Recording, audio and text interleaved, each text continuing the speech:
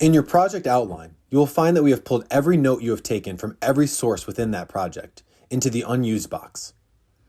In the outline box, you can add sections, edit the titles, and rearrange their order.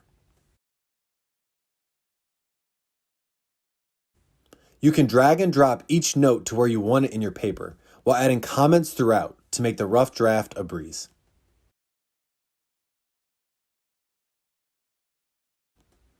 If you delete a section, all notes and comments within that section will be moved back to the unused box. However, comments in the unused box will be deleted once you refresh the page. So if you want to save a comment for later, make sure to add it back to a section. When you are happy with your outline, you can work through it while writing your paper with each quote, comment, and in-text citation at your fingertips.